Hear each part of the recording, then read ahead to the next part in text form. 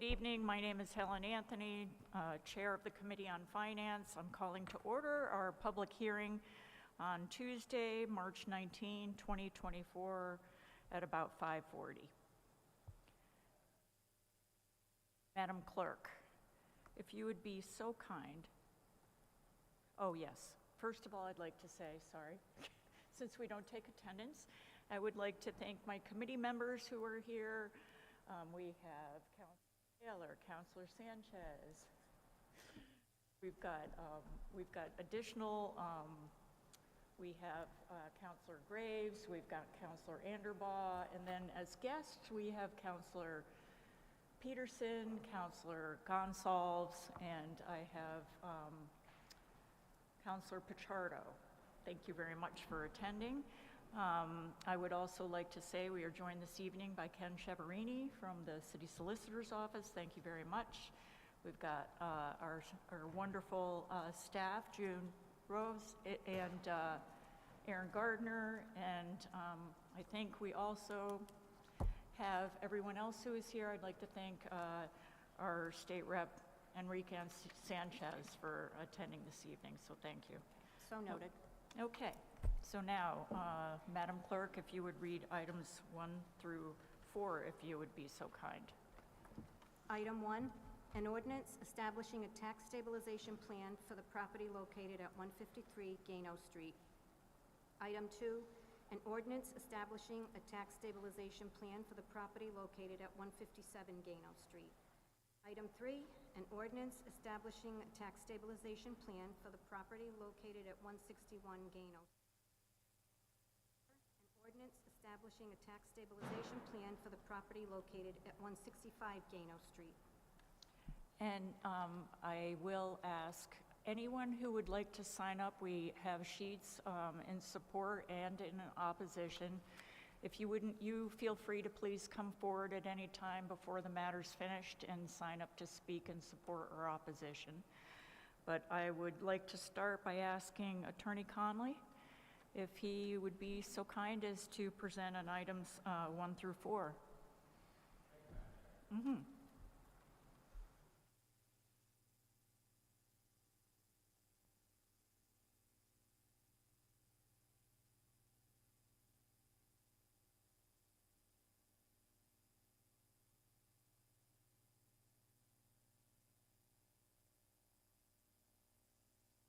Try that again.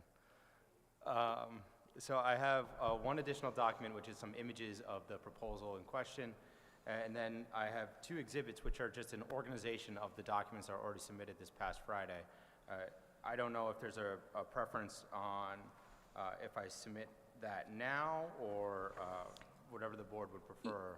I think we'll take it now if that's okay with you. It just would be easier for us to follow along if we had. It would be easier for me to clear some desk space as well. Yes.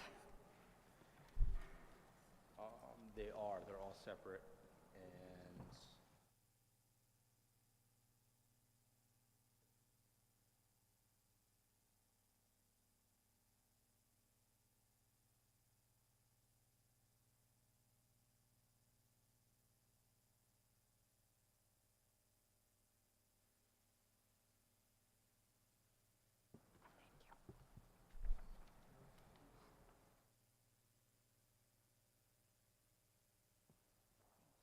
so what you have in front of you is some images of the 4 separate projects at Gano Street, if they are all able to come to fruition. You also have 2 packages of documents identified as Exhibit 1 and Exhibit 2. Within those are selections of the source material used in large part for my presentation this evening that was also submitted earlier this Friday. So there's no new material in front of you, but it's organized in a way that I think is helpful for the presentation this evening. If I may, Madam Chair, say I'm quite excited this evening. I think this is an absolutely critical moment for Providence's development, and I think in particular for the housing crisis. I'm going to take a moment to just walk through some of the structural challenges of TSAs in the past, what the 2021 Tax Stabilization Investment Act did to correct for those errors, and then discuss exactly why each of these TSAs is so necessary. So the perceptions of TSAs in Providence is based on practices that predate the Tax Stabilization Investment Act, which our current council president was able to get passed in 2021. I think that law is an incredibly underrated legislative accomplishment. Prior to 2021, TSAs had this sort of unserious and chaotic path that, because of the lack of structure, appeared to the public to be a series of sort of insider sweetheart deals. Now, thanks to the efforts of the preceding council and many of the council members that were able to pass that are here this evening, including the chair and vice chair of this committee, what we have is a completely different environment. New TSAs are highly structured, they're predictable, and they're expressly designed to be in the best interest of the public. I'm not sure that the general public really understands how important the distinction is between how TSAs used to work and how they work now, thanks to the Tax Stabilization Investment Act. Today, TSAs expressly preclude a reduction in taxes. Taxes never go down as a result of a TSA agreement underneath the Tax Stabilization Investment Act. It is no longer a tax break. Under our new laws, a TSA today is just an agreement that instead of spiking taxes the minute a new building is complete, the taxpayer slowly increases their payments over time. In fact, a 10-year TSA in Providence, and I'm representing 5 separate 10-year TSAs here this evening, there's a very strong likelihood that in years 9 and 10 of the stabilization agreement, you're required to pay more than what you would be paying without the TSA, because there's the base payment plus a percentage of the full assessed value. Adding those two together in the latter years of the TSA mean that you're paying for the same piece of property twice. So in years 9 and 10, you are almost certainly going to be paying more money than you would be without a TSA. The clearest way to conceive of a new TSA is to consider real estate taxes almost like a subscription service. You want Netflix, you have to pay the monthly fees.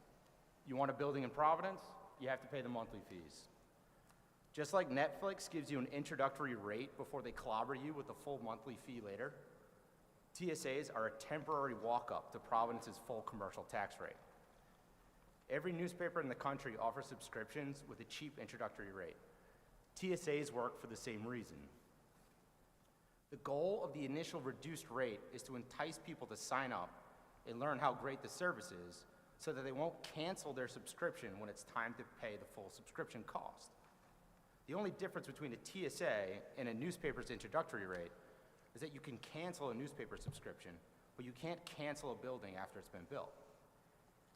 The value of a TSA to the city is not the increase in tax payments during the TSA's term.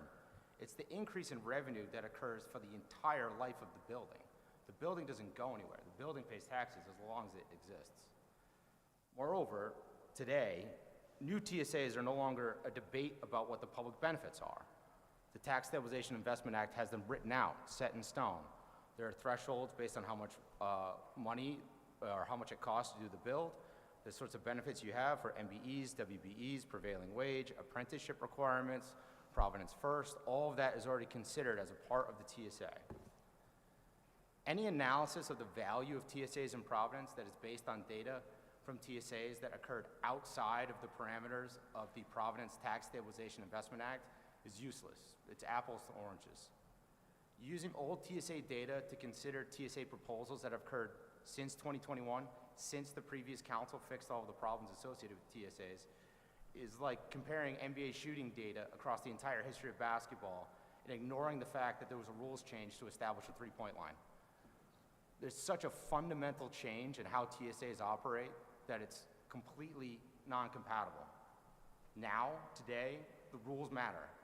There is no reduction in taxes.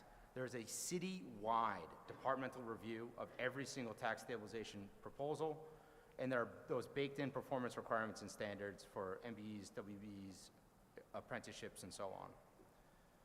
There may be some people that still argue, even in this new world of highly structured and predictable TSAs, that no TSA should ever exist. I have 2 points that I must address on that front. First, and of critical note here, the homestead tax deduction is a TSA in its own right. TSAs are not inherently bad. TSAs are actually incredibly common. The question we must ask ourselves is if the TSA is serving the best interest of the city. In the case of the homestead exemption, supporting homeownership seems like it's in the best interest of the city. The homestead exemption allows people to afford a mortgage to live in Providence. I think we can all agree that's a good thing. Second, Providence's commercial tax rate, which is the tax rate paid by apartment buildings, is legitimately an outlier. Providence's commercial tax rate is the third highest in the country. It's actually the third highest effective tax rate. I point that out because the effective tax rate actually factors in tax deals like TSAs. So even including TSAs across the city, even including the parties that don't pay the full top rate, Providence still has the third highest tax rate in the whole country. It's just an extremely high commercial property rate. I think one of the most important comparisons is the difference between Providence and Boston on this front. It's absolutely critical to understanding why we have the rental spikes that we have today. The Providence's commercial tax rate is $35.1 per thousand. By comparison, Boston's is only 25. We need to take a second to understand the intense problem with that fact that our tax rate on apartments is so much higher than Boston's. Providence's tax rate on apartment buildings is a full 40% higher than Boston's. The Boston median rent is almost $4,000 a month. By comparison, and I'm going to say only by comparison, Providence's median rent is only $2,500 a month. So, Boston's median rent is 60% higher than Providence, but it taxes apartments 40% less than we do. That math isn't mathing. That math is the heart of why our rents are exploding. If you can get more rent in Boston and pay less taxes in Boston, why would you build an apartment building in Providence? For the benefit of the public, a quick primer on how housing gets built, or more importantly in this case, how housing doesn't get built. Housing does not get built unless a bank is willing to finance a project. Whether it's a rehab or a new construction, a bank wants a bare minimum of 25% down. In the same way that banks want a down payment for your home to make sure they don't lose money if they have to foreclose, banks require even bigger down payments for construction projects. No one wants to foreclose on a half-finished construction project that isn't generating any rental revenue. Construction is a much riskier product to finance than an existing building. An existing building is already built, it's already functioning, the present costs are knowable, the present revenue is knowable. On a construction project, the bank is trying to figure out how long it will take to complete the construction and what the rent will actually be like after it's built. These are all unknowns at the time of finance. So the way they manage that risk is they increase the interest rate you're paying. So the interest rate for construction loans is really high because construction loans are much riskier than a standard investment product, much riskier than a standard mortgage. So the amount of capital that banks require for construction is also really high. You know, what we call a down payment at 20% down, there's always a floor of 25% down. In practice, you can see equity requirements of 40% on construction projects. So what does that mean? It means that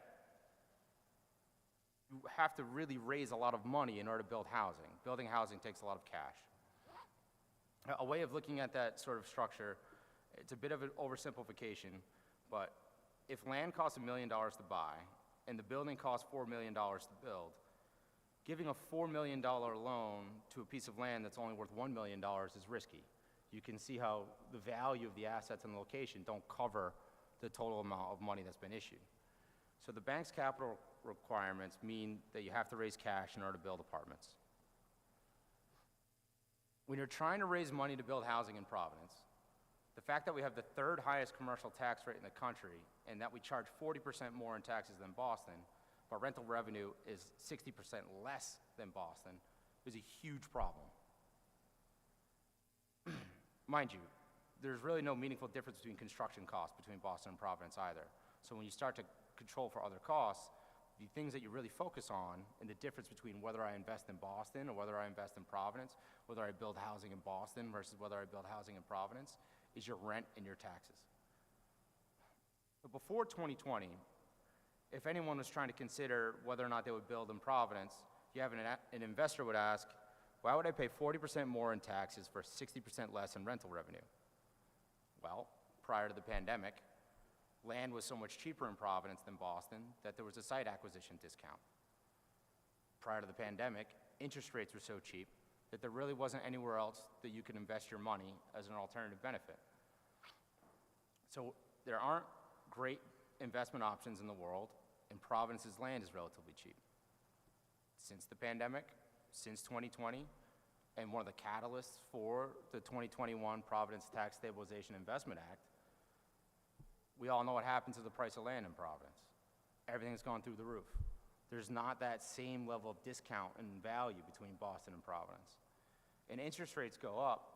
One of the things that inherently includes is the amount of money you can get for a treasury bond goes up. So you can get a 5% return for essentially no risk at all. So now I'm competing with a risk-free 5% return anytime I'm trying to raise money. So these increase in interest rates, they have two huge problems. First, it's just way more expensive to build. Everyone understands that. Money is astronomically more expensive. And again, those interest rates on construction loans jump higher than all of your other loans. So if it's jumping on your mortgage, it's really jumping in construction. And now investors have better options for their money. So the bleak reality of Providence's commercial tax rate is why the 2021 Tax Stabilization Investment Act is so utterly critical. So now when someone's considering investing in Providence and they ask, why would I pay 40% more in taxes for 60% less in rental revenue? Boston is cheaper and the rent is higher. Without a TSA, there's no rational answer. Land in Providence isn't nearly as cheap as it used to be. There's better investment options. But again, that 2021 Tax Stabilization Investment Act solves that for us. The TSAs, as structured underneath the law, allows builders to explain to potential investors that taxes in Providence are not 40% more than they are in Boston. They're the same. Now that's actually a bit of a record scratch. A Providence TSA is not a discount. Our commercial rate is so high that our introductory teaser rates aren't even a discount compared to our competitors. The effective tax rate of a 10-year TSA in Providence, in other words, if you basically just take the average out of the taxes paid over the 10 years to determine what that tax rate is about $25.9 per thousand. A 10-year Providence TSA is slightly more expensive than Boston's full commercial tax rate. So, even though our TSA is still more expensive than Boston's market rate, it's still cheap enough to level the playing field. Better yet, the new TSA's law's deliberate increase of taxes, such that the taxes are the lowest at the beginning of the project, is critical. The taxes are lowest when the construction project is most vulnerable. The stepped-up tax payment structure, which includes 2 years of taxes at your initial cost amount, then it steps up by a percentage each and every year, mitigates the risk of construction delays and lease-up discounts and vacancy issues. This approach is especially attractive to banks and investors because it focuses the benefit of the TSA in a way that minimizes costs during the riskiest time of the project, and it steps up costs in the time period that the building has stabilized. In fact, this approach facilitates a refinance out of expensive construction loans into more long-term, stabler loans and a lower rate after the building is built, and that's just before the tax costs start to increase. This greatly improves the ability of the building to cover all of its costs. Also, when people worry about new buildings getting a TSA, when old buildings are paying the full tax, it's important to remember that new buildings are paying way higher interest rates than old buildings. So there's built-in equity. In sum, the TSA of today is not the TSA of before. TSAs never include a reduction of taxes being paid. The tax increase just happens slowly. The effective rate of a TSA is not really a discount relative to the market. It's still more expensive than Boston's full commercial tax rate. And TSAs are necessary because they make investing in Providence competitive. And without that, there would be no way to increase the tax base. The other common pushback against TSAs is a desire for deed-restricted affordable housing to be included as a requirement. I have 2 points on that front. The first is that if the council wishes to amend the Tax Stabilization Investment Act to include an affordability requirement, it may certainly do so, but that is not the law as it exists today. And the projects you have before you this evening were underwritten based on the based on the law as it exists today. And two, and I think this is much, much more important, the Minneapolis Fed just released an important study that shows that for every 100 units of market rate affordable housing that's constructed, there are 70 vacancies created, for every 100 units of market rate housing constructed, there are 70 vacancies created in affordable units. The reason is the chain of migration. Within the documents submitted, you have some pretty detailed walkthroughs of the chain of migration. There's a video walkthrough as well. If you have the time, I encourage you to check them out. I'm going to walk through a little bit of it briefly. But basically, when people move into a new construction market rate apartment, they're moving out of some other apartment. So that creates a vacancy behind them. That vacancy is in an older building. Someone moves into that vacancy. Generally speaking, people move from one place to another to improve their quality of life. That means that the apartment that they're leaving behind them is cheaper than the apartment that they're moving into, or of less quality. So that chain of migration goes down through the ladder until you get to the lowest level of market rate apartments. So for every 100 units that you propose in market rate construction, the Fed has basically proven, using economic data from Minneapolis, that you get 70 vacancies in affordable spaces. So, although what you have before you today is a series of proposals for market rate construction, I think we need to remember that 7 out of 10 ratio. For every 10 market rate apartments that are built as a result of a tax stabilization agreement, you get 7 vacancies in affordable units. I think it's absolutely critical for us to remember. Within Exhibit Package 1, I'm going to just touch briefly on the Minneapolis Fed article.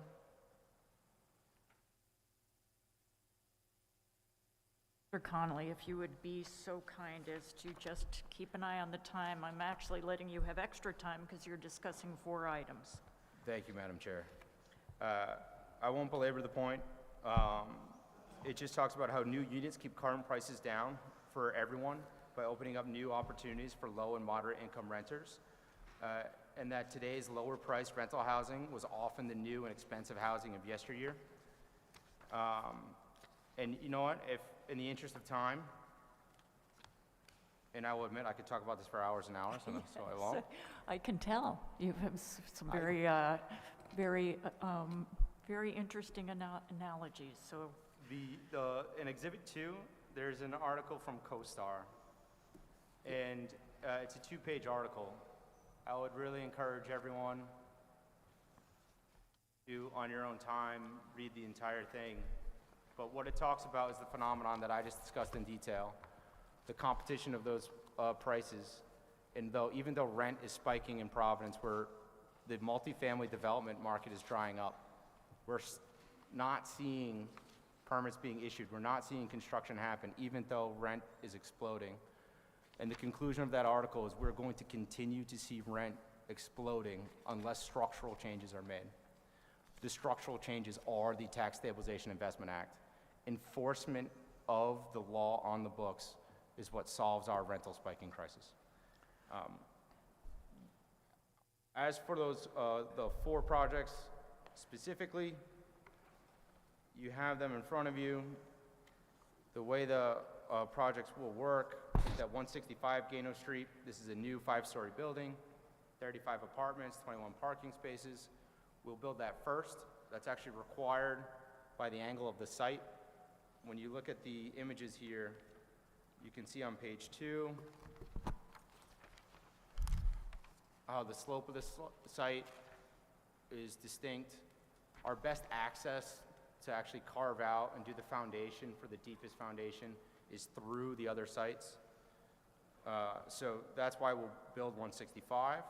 The way the bank has structured its interest in financing the project is on two fronts. One, they're not interested in financing all four of them at once. They're only interested in financing the next building if the preceding building worked. And they're not interested in financing any of these projects without a TSA. So all of our financing is contingent on the TSA, and the way that we'll be able to pay for each of the four buildings in successive order is through completion of the first building, then the second building, then roll the second building into the third building. And you can sort of understand why, because for each building, I now have an asset that has some revenue coming in, so the bank has a stabilized risk. I'm happy to answer in as much detail as anyone wants the specifics of each building, the package more generally, and I do have my client and the developer, Bauman Jalili, with me this evening if the commission has any questions for him. Thank you. Thank you. So now I am going to open up, do any of our committee members first have questions for the presenter or for the developer? Anyone? And how about our guest counselors? Anyone have a question? I'm going to ask that if anyone is speaking in opposition or support, I'm going to ask you to deliver your speech at the podium, but if there are any clarifying questions or any questions that anyone has, please speak up and I'll recognize you. Okay. Chairwoman? Yes, and I'm going to ask for, I'm sorry, I just have a, yes, Counselor Peterson. I just have a clarifying question. Can you tell me, can you walk me through the timeline of this project? I know you said one is contingent on the other, but just trying to determine how long a potential project like this would take. Bauman knows better than I do, but about how long will you estimate the first building and so on? So the first building is probably going to take the longest, probably about 1.5 years. And after that, each one about a little over If you can pull the mic down, sir, so we might hear you. Thank you. Yeah, so a couple of years for the first building, you know. And after we start that one, we get the CO, then we jump on the next one, you know, and next one probably like a little over than a year, 14 months. And each one after that about that time. Sure. And Counselor Sanchez. Thank you, Chairwoman. My question is, if you're only building one building at a time and waiting for the bank approval essentially to move on, why are you asking for the 4 TSAs right at this moment? But I'd like to get the bank approval on all 4 of them. You don't want to start a project and run out of money in the middle of it, you know? So I'm going to get a bank commitment on all 4 of them, and then I'll get the disbursement as we complete the project. That's my plan right now. I think the other key component for that is one of the standards in the Tax Stabilization Investment Act is that you have to apply for the TSA before any construction is done on site and any building permits are done on any of the sites.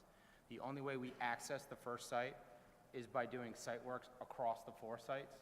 And I was quite concerned that if we didn't apply for them all simultaneously, we could technically preclude ourselves from being eligible for TSAs on the successive sites. What's the current status of the property? So some site work has been performed, and a portion of the site work and Shoring, Shoring. Gateway Street site and the neighboring properties. we had, I think a lot of what you can see at the site right now is shoring that was required as a result of, believe it or not, the Washington Bridge problem. So when trucks were rerouted off of Washington Bridge down the Henderson Bridge and then down Gano, they began crushing the water main that is underneath Gano Street. The way to access that water main and how it was visible was from the project site. So Bauman's actually incurred a couple $100,000 in costs to try to shore up the site to deal with the fact that the Providence water main was being crushed by the truck traffic. I actually think Gano Street was closed on an emergency basis to try to deal with that. And then my last question, Dylan, is can you remind me how many units per building is the plan? So the first building, 165 Gaynor has 35 units. 161 Gano has 35, 157 has 35, and the last building, 153, has 28 units. It's one story shorter, and that's why it has less units. Sure. And if you could just say the parking on the other, what do you have for parking on the other sites? So we have parking, about 50% of the unit, they have parking. 21, 17, 17, and 13 is what, so that's the final approval from the CPC.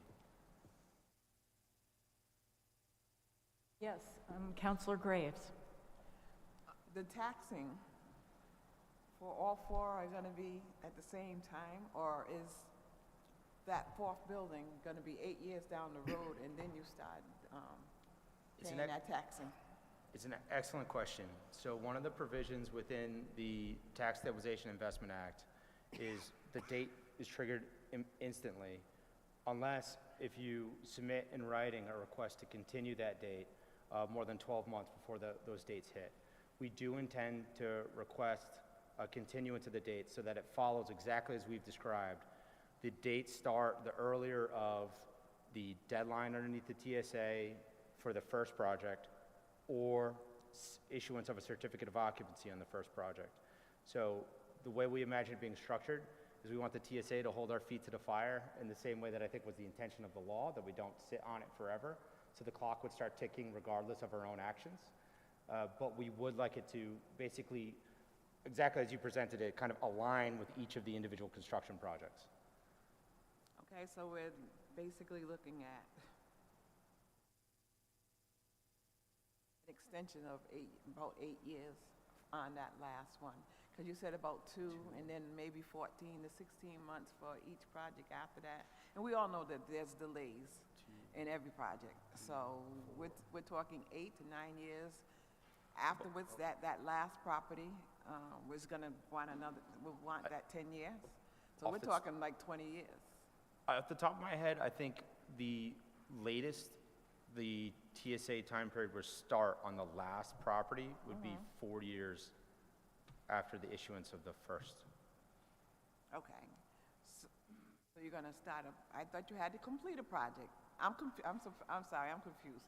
I thought you had to complete a project before you moved on to the next project. Yes. So TSA 1 starts instantly. TSA 2 starts in about 2 years. We think that's about how long it'll take that build. TSA 3 starts a year after that. We think that's about how long that will take. So TSA 4 starts the year after that. So TSA 4 would start 4 years from the issuance of the first TSA, or sooner, because if the projects are done sooner, then they would happen sooner. That figures up, they don't, at 2, 1, and then 1? 2, 1, and 1. So all of them gonna be 1, so that's still 5. And that's without any issues that may occur. We would still be paying the full assessed value in the interim. Counselor Anderbaugh.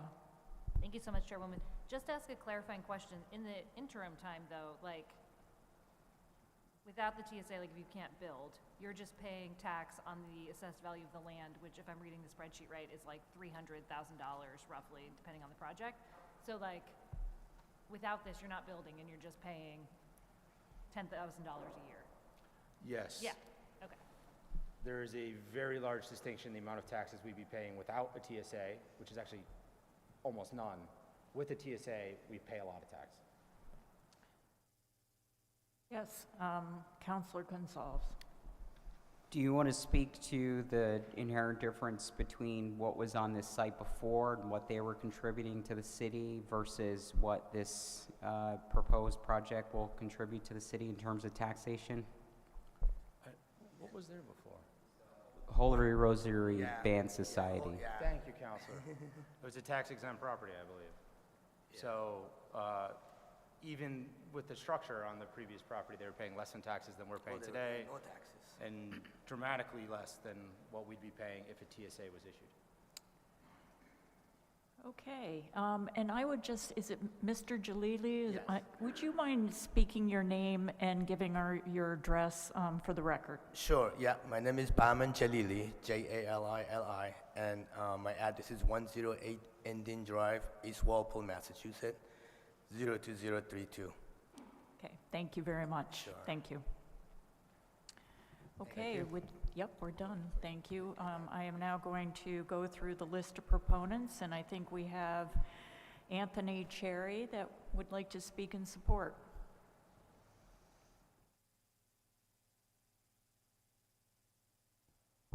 Thank you, Madam Chairwoman, and the rest of the City Council. My name is Anthony Cherry. I'm the Assistant Executive Director with Build RI. We did submit a written testimony in support of the TSA structure currently as established back in 2021, but I just wanted to bring out a couple comments additional to my statement earlier. As Mr. Connolly has previously stated, these projects under TSAs provide not just long-term economic tax revenue for the City of Providence, but short-term economic development for the workers that actually do the building and constructing of these projects. For these TSAs, they actually trigger apprenticeship rates, which will unlock jobs for members of the Providence community who are looking to build a new middle-class life. And for those who don't know, a $10 million threshold would actually trigger prevailing wages that would help provide even better middle-class jobs for local workers. With that, I'm conclude and happy to answer any questions. Thank you. Anyone have any questions for Mr. Cherry? Yes, Councilor Royas.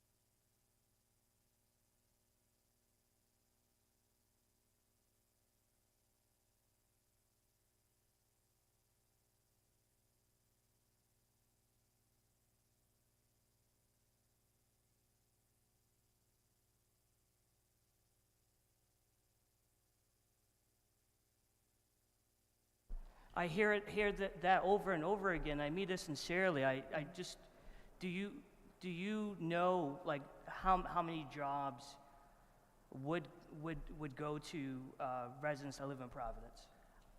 I can't speak on the actual for these projects, but I can see if any of my brothers and sisters in the unions have those metrics. I can follow back up with you at a later date. Thank you. But I think a better metric too is looking at building futures and the participation that go into that. And I think that's the point I'm trying to make on the apprenticeship programs. Yes. Where these trigger the apprenticeship rates, and the pre-apprenticeship and apprenticeship programs that Providence utilizes would come from building futures, and I think that they would probably have a better metrics of who from Providence enrolls in those programs, which would probably give you a better idea of the current enrollment in Providence. Thank you. And Madam Chair, if I could just respond. Yes, go ahead. I just want to say, like, I absolutely love building futures. Mm-hmm. I think you're right. That is a great pathway to get to what I was trying to look for. So I just thank you, and I apologize for my tone. Thank you. You're good. Does anyone else have anything for Mr. Cherry? Okay, thank you so much. With that, I think we have listened to all the proponents, and now we have the opponents, and we have Representative Sanchez.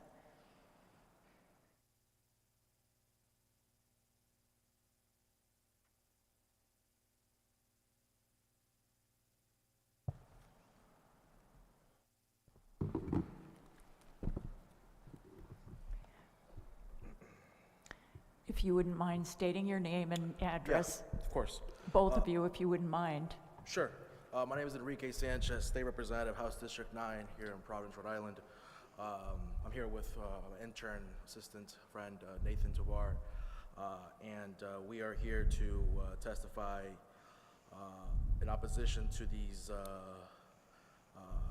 TSA proposals that have been proposed before the City Council tonight.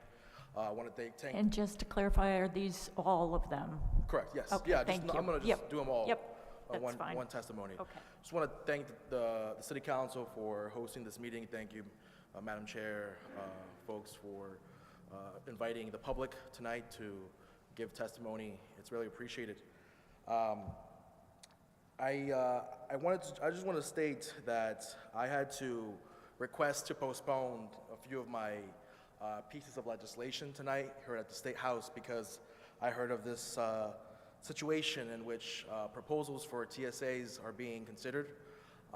It's very concerning. I have no complete opposition or against TSAs in general, but I do have concerns and questions, very serious concerns about TSAs that don't include affordable housing. And oftentimes, these are tax breaks that I know haven't been considered, or TSAs haven't been considered within the City Council for 2 years now. I think the last TSA that was passed was in 2022, and I think that was for the Superman building. And look what we have now. What are the results of the Superman building? We have not been able to move along with this project because we realize that within the state budget, it has cost us more now to request those funds, and there's a pause now.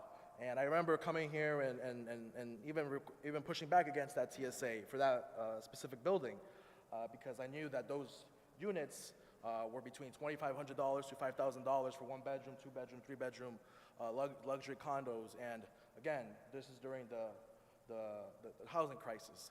So I'm here again tonight, coming here to oppose these TSAs. I'm nothing against the developers. I understand their concerns. I understand their reasoning for wanting to build housing. I understand their reasoning for wanting to get funding back from our state and city government. But unfortunately, I have so many constituents. I have thousands and thousands of constituents in my district that are struggling to pay their rents, to pay their mortgages, to pay their high electricity rates, to pay for their their expensive, high cost of living in general. And it's not fair that we're giving folks tax breaks while our residents who put us in these positions do not get tax breaks. Tell me, is that fair? I didn't think so. So, again, just to get specifically into the details of these TSAs, especially the one on at Aladale Avenue, I see that this tax break for this high-end development is calling for pseudo affordable units. It's going to be branded as the Noble or branded as the future of Aladale Avenue.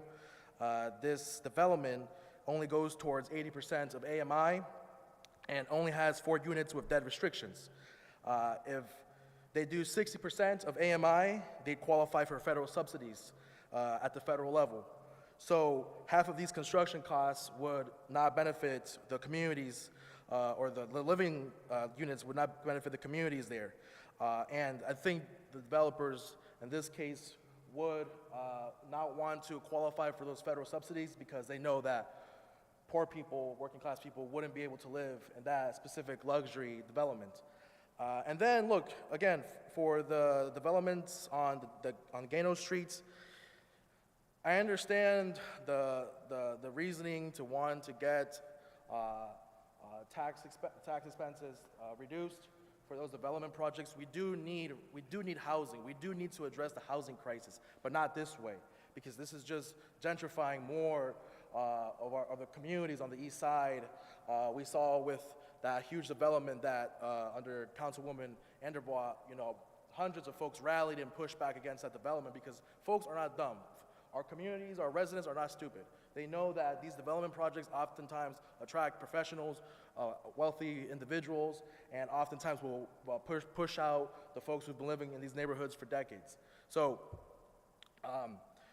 I say to look to other matters. Let's look at rezoning our wards, rezoning the whole city. Let's go from, I know some councilors here proposed going from R1 to R2 to R3, to sway away from single-family housing, to push for multi-family housing or modern density housing. That's the route that we need to take. And right now, it's just going to cost us in general. I don't want to talk too much. We'll keep it under 30 seconds less, and I'm going to step out. We cannot afford to just give out more tax breaks, TSAs, especially now. We have no money in the state budget. We have no money in the city council, no money in the city budget. We're going to have to use state dollars from the state budget to fix this damn bridge here at the Washington Bridge, between $250 million to $300 million. So that overall, it breaks down from state government to municipal government. And it's just becoming cost effective. So again, thank you for taking the time to listen to me tonight, and I hope you all consider these TSAs and maybe push them out for next year, 2 years, or whatever, when things are good again. Thank you so much. Any questions? Thank you so much, Representative. Yep. Yes, I have a question from Councilor Taylor. It's not really a question, it's just a statement. Sure. I know you're against the 126 Adelaide, but just to put on the record, the 126 Adelaide is a church.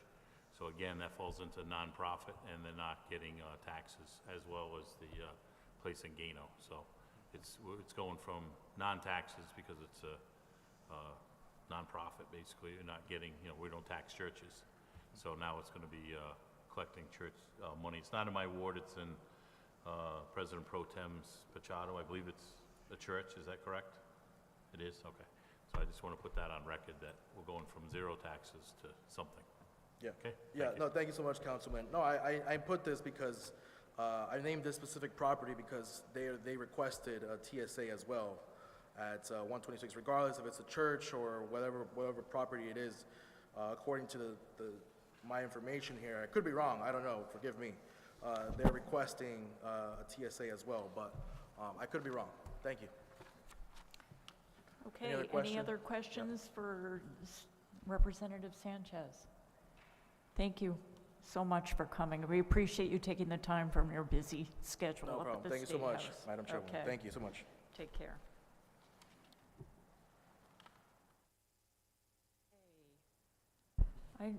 I don't know, do we have anyone else that would like to speak in opposition to the Gano Street projects? Yes, Councilor Royas, if you're going to speak, if you wouldn't mind coming up to the podium. Thank you.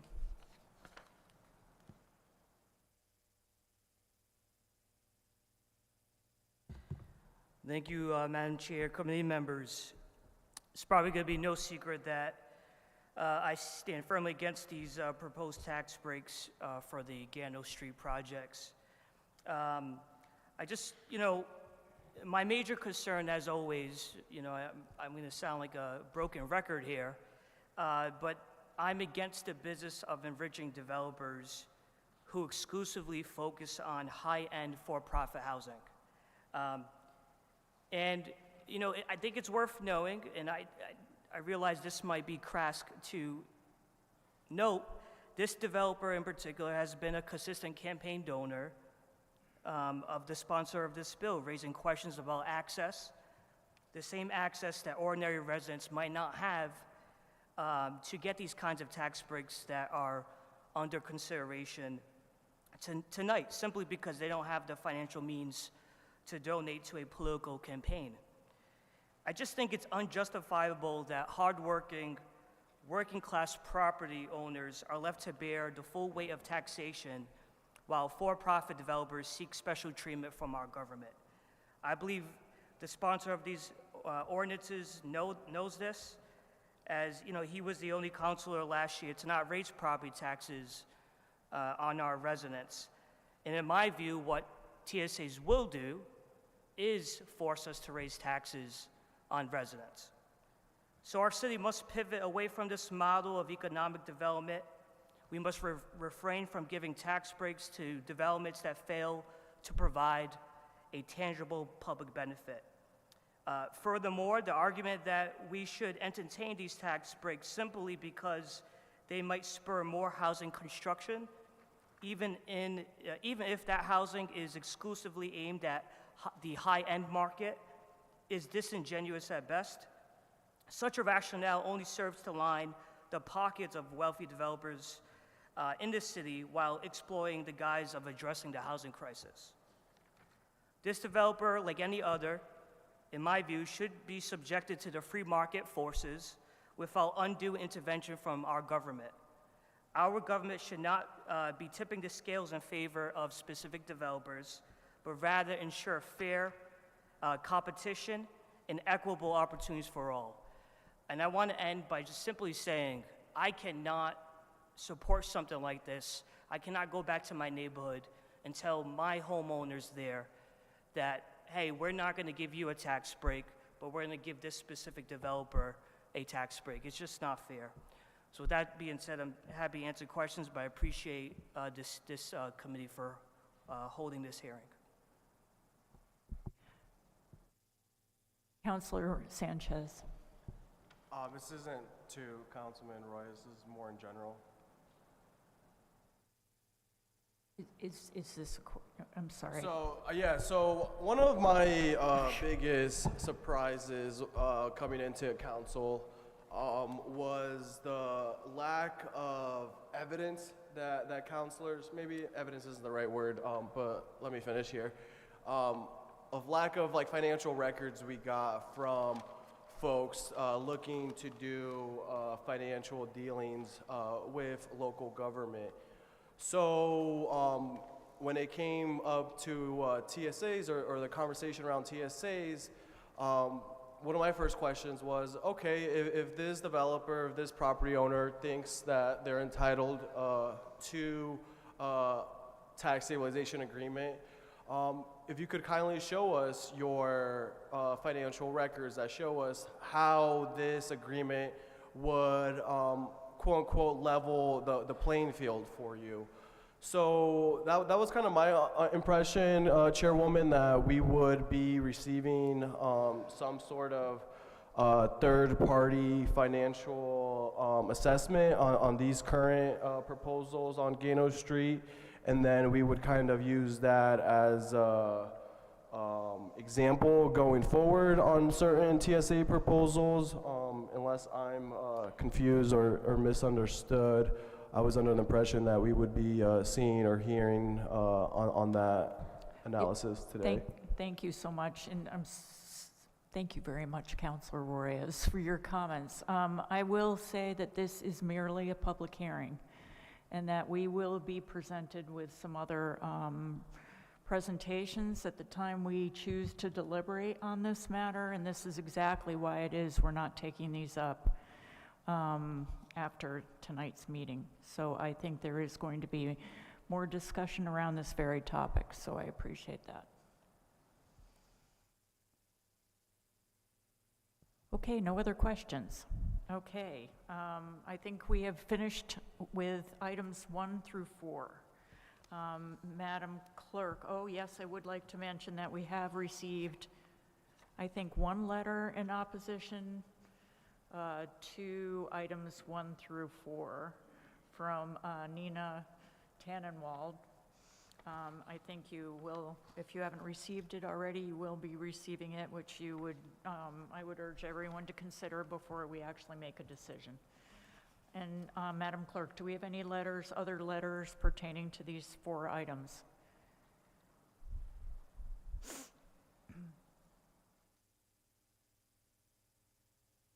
Okay. Okay, so I think there are other letters that are on the table, which I have neglected to pick up on my way in. They will be available on the portal, and so I would urge all council people to, and we may receive more before we actually consider it on the finance floor. So with that said, may we have item number 5 read into the record, Madam Clerk? Item 5, an ordinance establishing a tax stabilization plan for the property located at 126 Adelaide Avenue. Okay, and who is here this evening to present? Oh, yes, please. Pro Tem Pichardo, please come right up to the podium.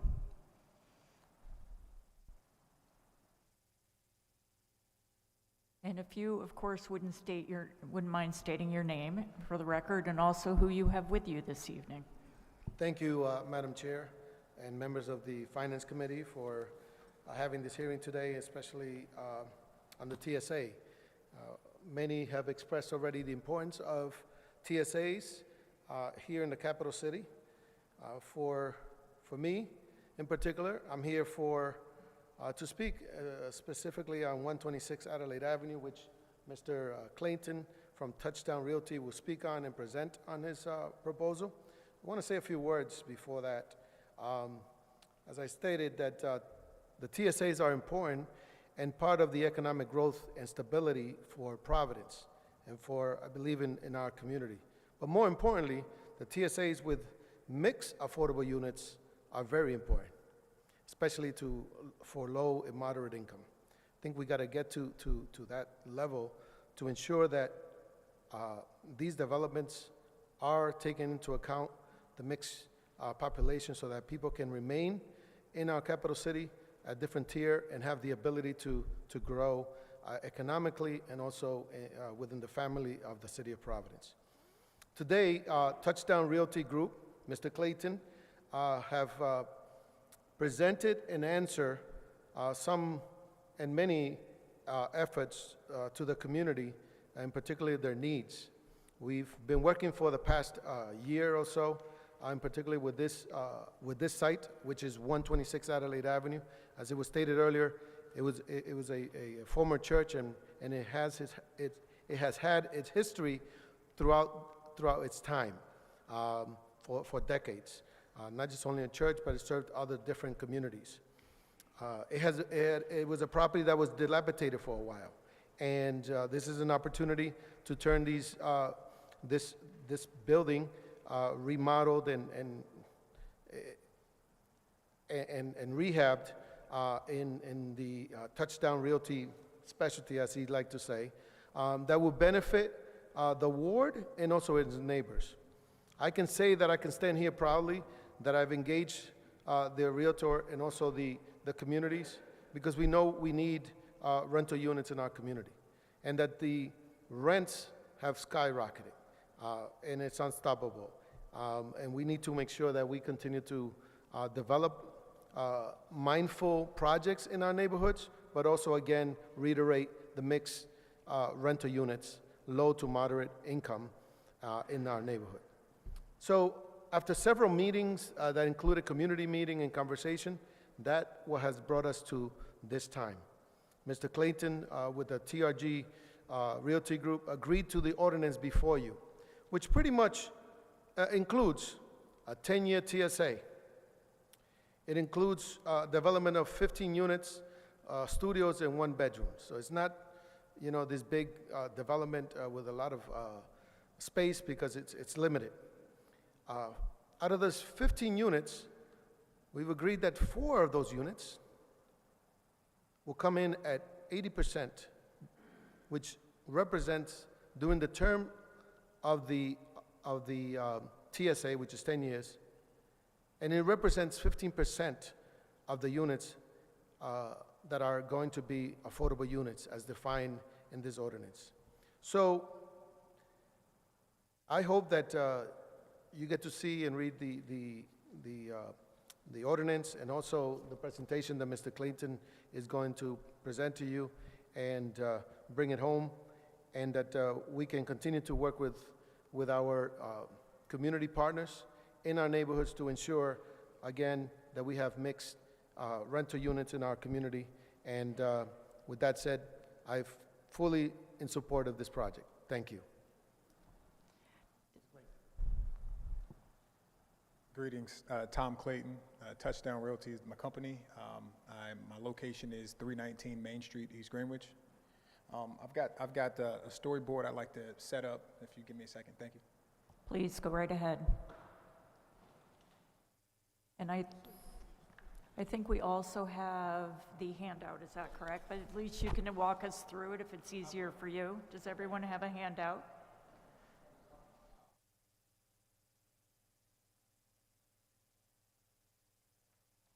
Do we?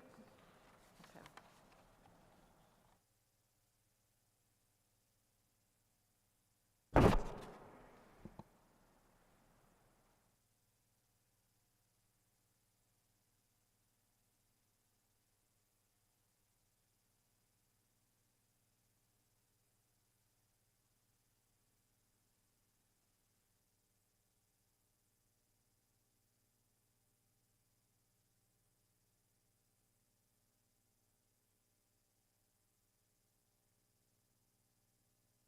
Well, that's okay. We also have the handout, so if there's anything that's not in the handout, you might want to concentrate on putting those up. Fantastic, fantastic. So, so to start, interestingly, this project was owned by a colleague of mine, and this was back in, say, 2020, going into 2021.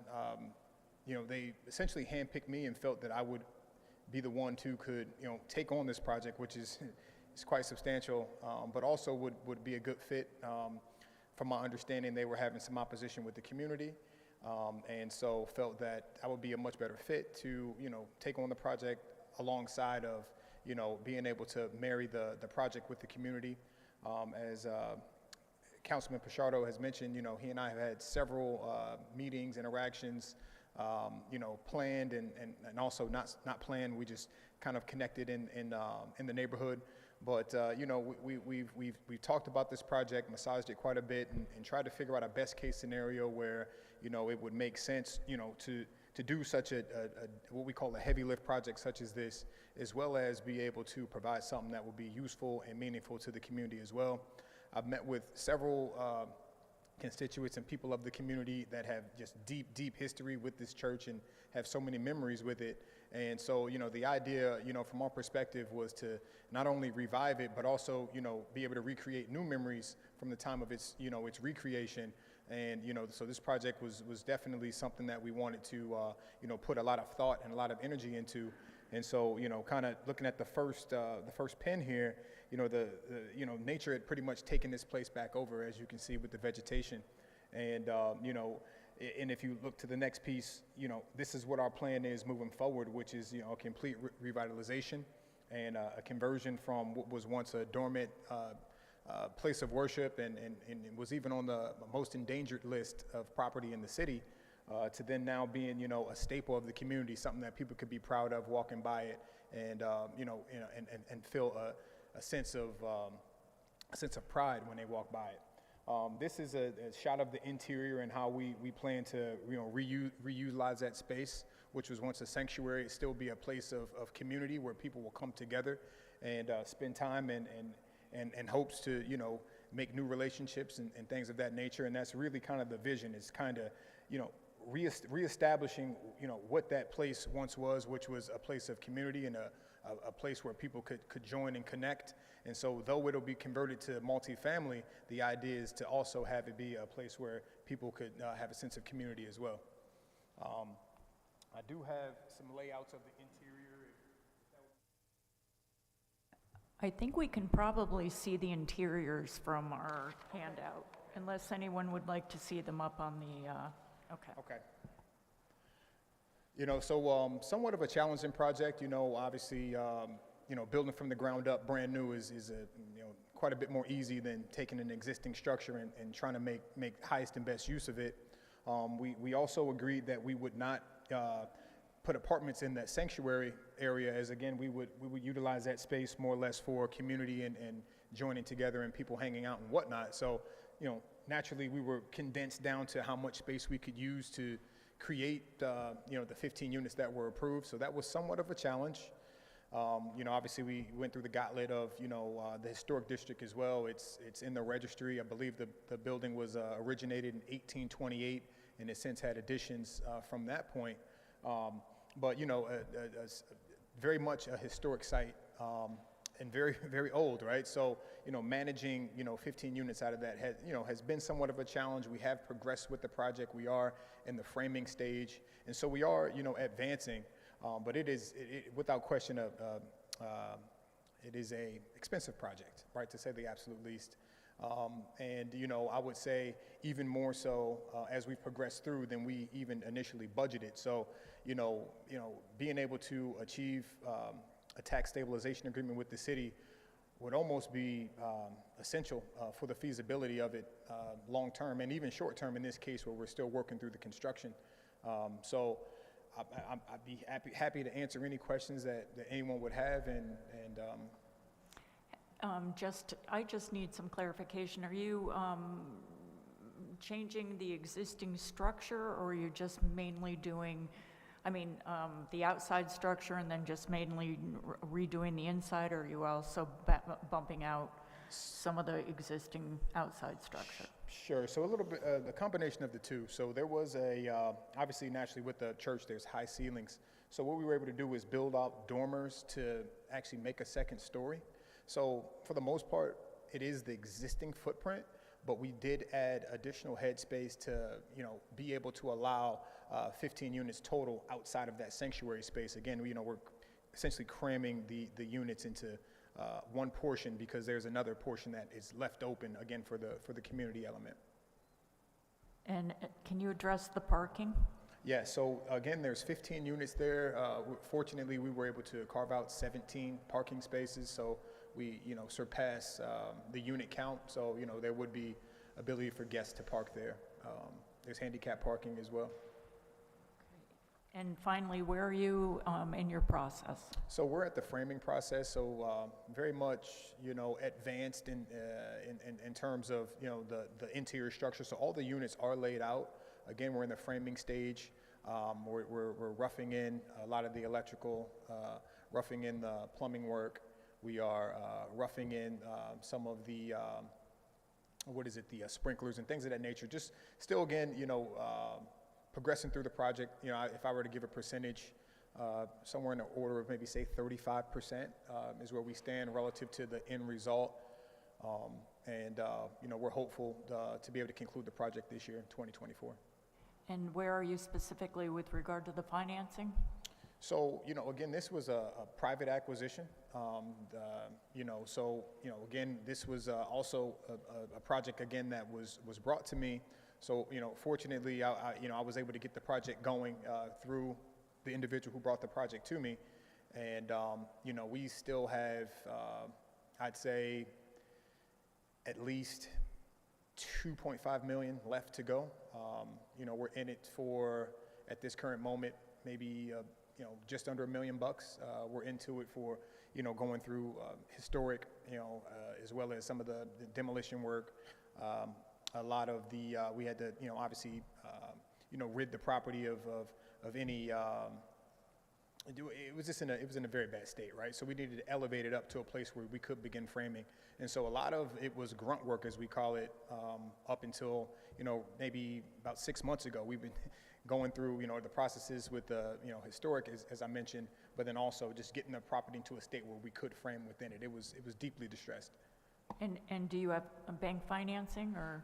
So yes, so it'd be institutional financing. It's a local outfit, local to Providence, who's funding the deal, Blue Dog Capital, and we have initiated funding for that. So yes.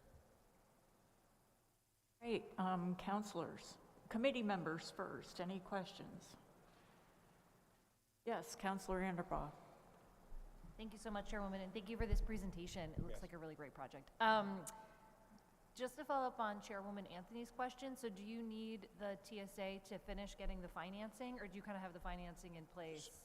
Thank you. So so the financing to do the project is in place. It come back a lot higher than what we initially anticipated. Like, again, this was brought to me, so I had an idea of what it would be. Once we actually had trades come through and actually priced the job, it skyrocketed, right? It went way beyond, but at the same time, I believed in the project, I believed in the city, I believe in its location, and I believe that there's room to grow.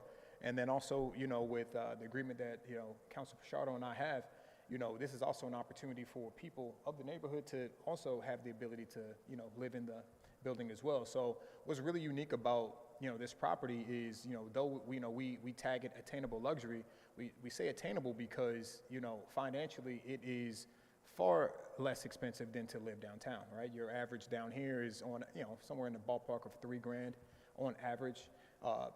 We will have units that are like 1,600 in this building here. So, we're really looking to really follow through with attainable luxury as we speak.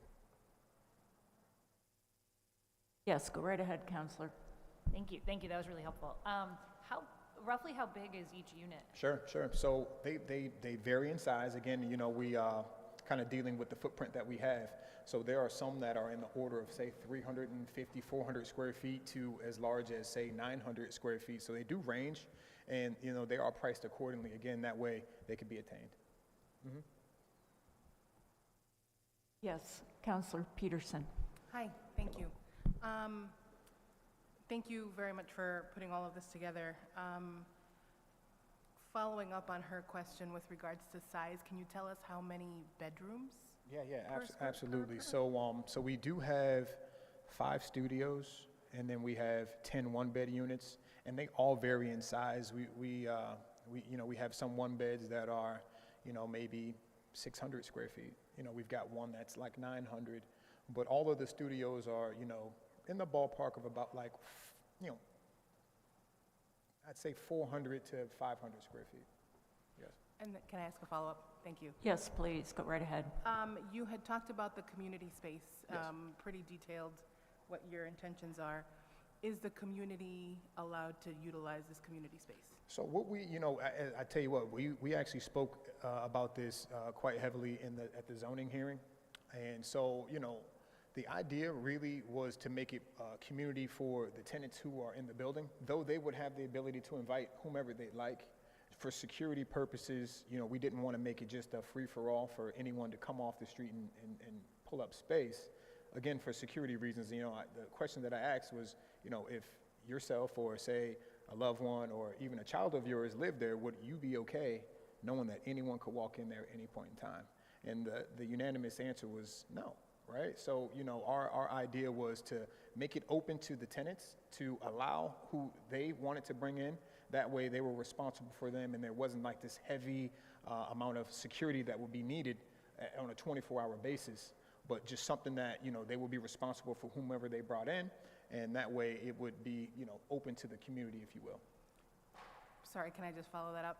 Go right ahead. Thank you. So just to push a little bit further, let's say there's a small community organization that could utilize a space of that nature. The way that you're describing it sounds beautiful. But there is a small something that they would like to do either on a weekend or an after-school moment, or even a community meeting that's regarding something that's happening on the street. Would that be amenable to the use of this I tell you property? what, that's something that we've had in conversation, and we would be amenable to something like that. We haven't ironed out the details, to the T, but that's something that we have agreed to be open to. Yes. Any other questions? Okay, well, thank you very much for the presentation. We do appreciate you bringing everything. Thank you. Okay. We do have any other one that would like to speak in support of this project?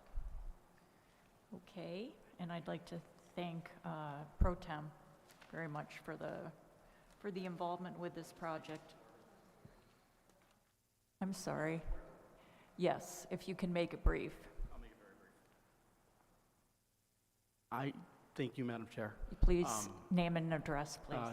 Dustin Dazubi, 16 Keith B., Newton, Mass. I appreciate adaptive reuse. It's really challenging, and it's really nice to see a building have new life breathed back into it. So I want to commend the developer. That's it. I appreciate it, thank you. Okay, and then we had 2 people, and I think we've already heard for them, who had opposed, which is State Rep Enrique Sanchez and our fellow councilor Justin Royas. So with that, I think we can move on. I don't think we have any letters that I have in front of me, either for or against, although they may be on the table. But I think we'll move on to item number 6. Please, Madam Clerk. Item 6, an ordinance establishing a tax stabilization agreement for 180 GMC LLC. Okay, so we're going to have Mr. Conley present. Madam Chair, from the top. No, nay. Just a specific project, please. I have one small handout, which is just some images from the project. I would just say that my commentary from before, I would like to have considered in the record for this project as well. This particular project is a federal historic tax credits project. It's something that we've been working on for a long time. This initial application, including filing fee, was completed in December of 2022. We are very, very excited to be here this evening. We thank the council for putting this together, and also the development of the staff necessary to handle TSA applications and the TSA working group. The Investment Act is very, it's not complicated as much as it is in-depth. Basically, every department needs to have their hands on it, so I'm very thankful that we have a structure that works through those things at this point. But yes, this moment's been, we've been looking forward to it for a long time. And I also will note one of the things about the Investment Act, which is new and I do think relevant. Like the previous application we submitted in February of 2023, the filing fee for that was roughly $20,000. The filing fee for this project, I believe, is roughly $5,000 or $6,000. So, you know, we're very thankful to be here, and we're eager to talk to you more about the project. I would really love to hand it over to Dustin DeZubi, the developer at the site. He's much more in tune with what's happening there than I am. Mostly what I do is I look at the renderings and think it's gorgeous. But other than that.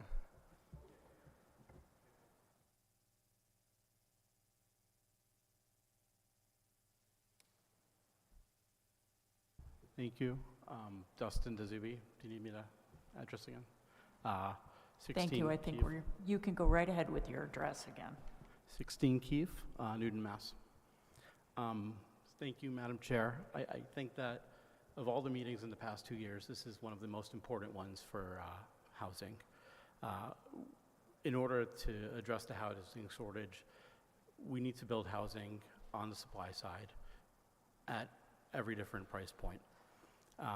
The economic macro environment right now is most challenging that it's been in the 14 years that I've building in the city. Interest rates are the highest they've been, and construction costs are also the highest. In order to build and to be able to cover that, the TSAs are incredibly important for this project, for all projects, for any new development.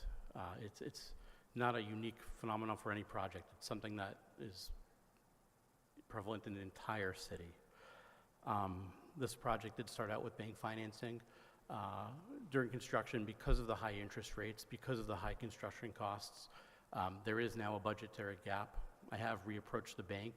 I am asking them to extend additional funds to help finish the project. And for this project, I have applied to Rhode Island Housing for funding to help deed restrict 25% of the units at 80% or less AMI. I do want to note that the economic gap that's created through deed restriction, it's larger than the TSAs, and you do need some supplemental type of funding, like from Rhode Island Housing, to bridge that gap. It's not something that the TSAs alone could bridge. But I think that having inclusionary housing that's incentivized is going to be the path to creating affordable communities for everyone. I'm happy to answer any questions on the project. If you wouldn't mind again, just, I'm sorry, how many total units here? 75. 75. And breakdown in terms of one bedroom, studio, two bedroom? They're mostly one bedrooms. There's a handful of two bedrooms, and there's a number of studios. And I'm sorry, again, how many affordable units will there be? So we're talking about 25% of them. 25%. And So it's around 15 to 20 in that range. okay, and what AMI are we talking? 80% or less. Okay. We're right now, so we basically applied for the December round of consolidated funding. We've answered supplemental questions from Rhode Island Housing and are waiting to hear back on our application. Okay, thank you. Committee members, yes, Councilor Anderbaugh. Thank you, Chairwoman, and thank you, Mr. DeZube. I'm not sure if this is a question for you or Attorney Conley, but we do have, and I think this was already posted on the portal, a letter from the International Union of Painters and Allied Trades that shares that the work at the project has already commenced and is underway, rendering upfront compliance for apprenticeship utilization, MBE procurement, and other standards impossible, and also shares some safety concerns about the project, like how it is at the moment. Anyway, so just wanted to ask about both of those items. I can respond to both. So from a safety perspective, we've actually had OSHA out on site twice. They've walked away with no violations, and they've so that they're very happy with how things are proceeding. From a union perspective, in a minority perspective, we actually do have a number of minority-owned businesses working on the project. Our plumber, Rodriguez Plumbing, is a minority. Our HVAC subcontractor, Prop Mechanical, is a minority. And we actually haven't identified a painter yet. I did have a painter reach out to me who is in the union, and we just have to set up a conversation. But that trade hasn't been bought out yet. So we routinely employ a number of minority-owned businesses. And is that something you could provide documentation of? Absolutely. Any further question? Okay, yes, Counselor Sanchez. Thank you, Chairwoman. Thank you, Dylan, Dustin. My first question is, what do you think your chances are of getting that supplemental funding from Rhode Island Housing? And if you don't get that funding, where does that leave you with this project? So this is the first time that I've applied for consolidated funding. I don't know. We were able to supply all of the requirements, so we're being considered. I think that we have a lot of strong tailwinds behind us because we're under construction. So there's no permitting risk, but beyond that, this is the first time. That funding was separate from any other considerations. It was just to create affordable housing. I'm in talks right now with Bank Rhode Island to increase the loan amount to cover the deficiency in the budget. Yes, go right ahead. I'm sorry if you've answered this already, but where exactly are you in current building stages?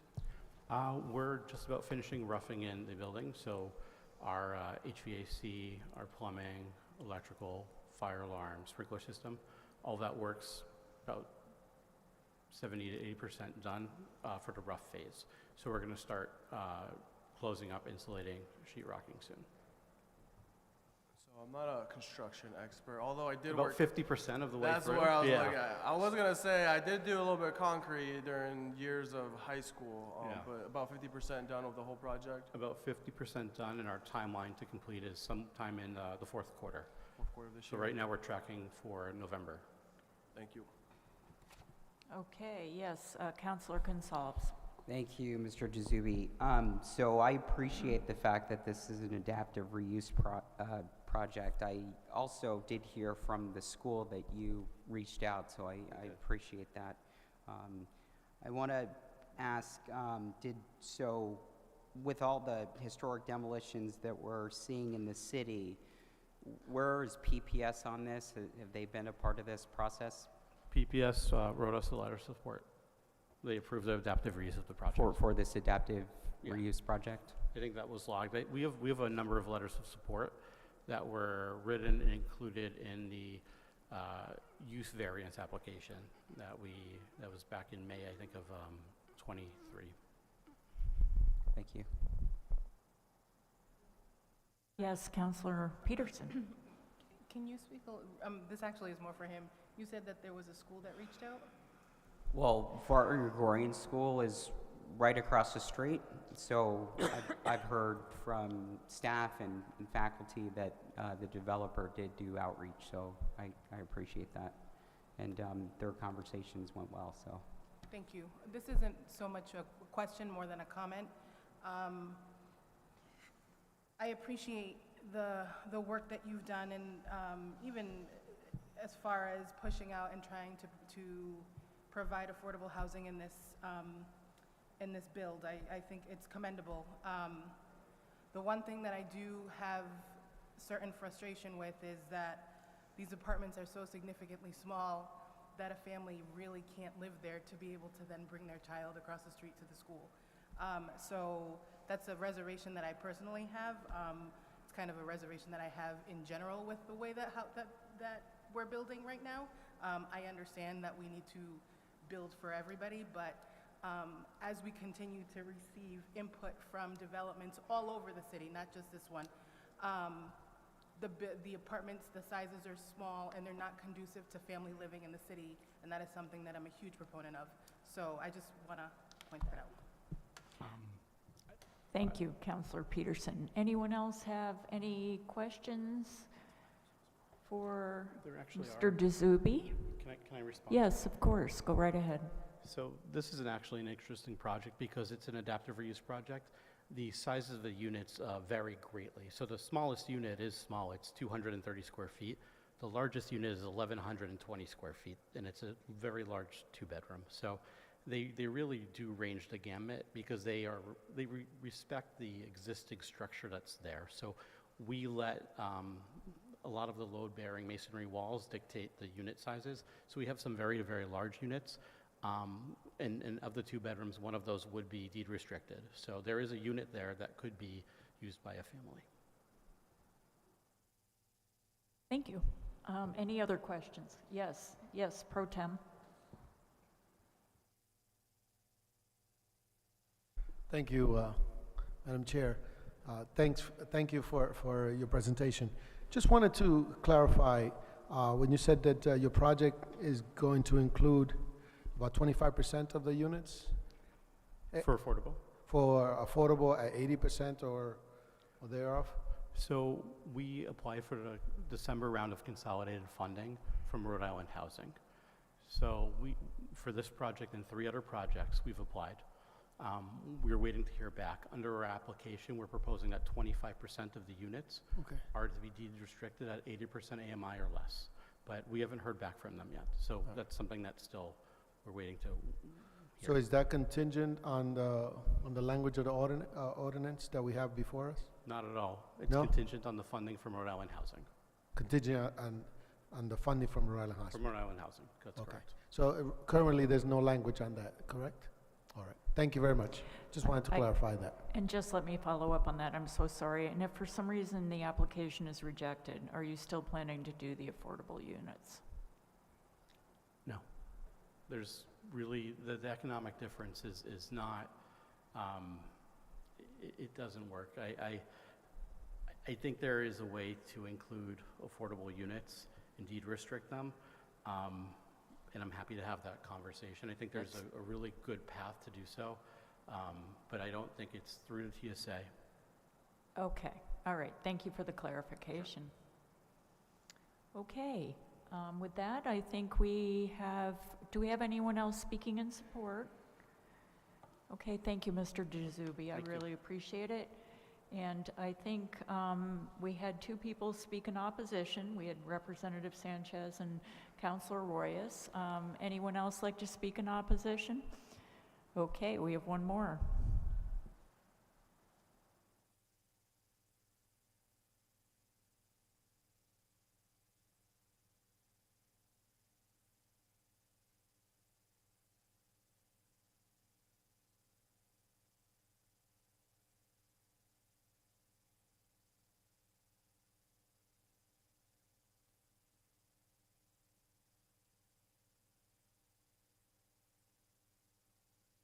Grant, formal request that you see a doctor, please. What? Requesting that you see a doctor. I'm over here. Turn to the left. That is my New Year's resolution. I was almost on my way to get x-rays today, but I was running late, and so I apologize for not having gotten that done, but that's the first step. Grant Elgarian, 20 Exeter Street in Providence. TSAs in Providence, I don't know when they started, where, and when, but TSAs in Providence started in the middle 80s, and they were for not residential projects, not for commercial projects, they were for industrial projects. The idea being that once the building was built, it would employ many individuals that excellent paying jobs. That was the premise, that was the whole idea. And that I supported.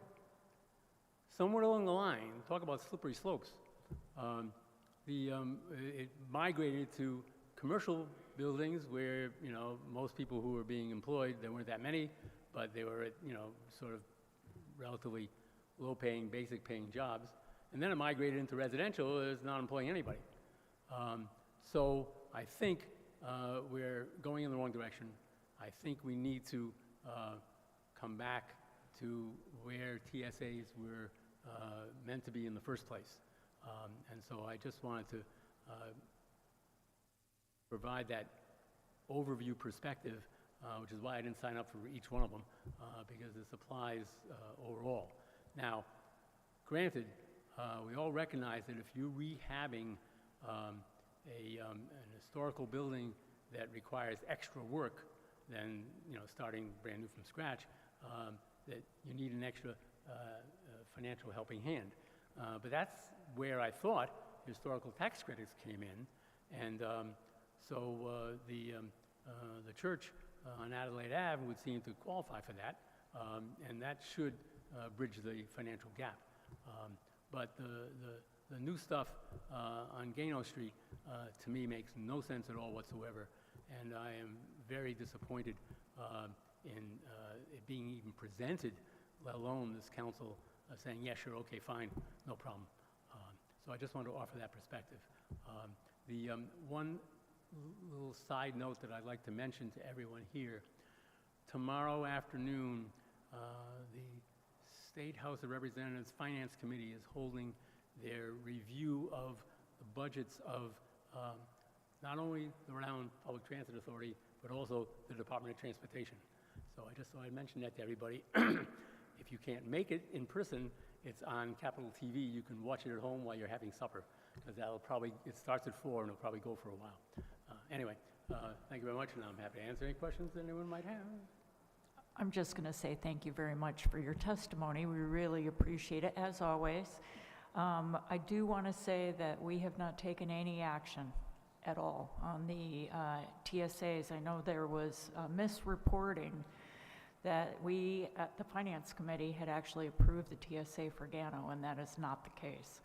So all these matters will be taken up at the Finance Committee, and we will be deliberating. So I just wanted to make sure that you knew that. And again, thank you so much for your testimony. Does anyone have any questions for Mr. Dulgarian? Thank you. Well, I thank all of you for your public service.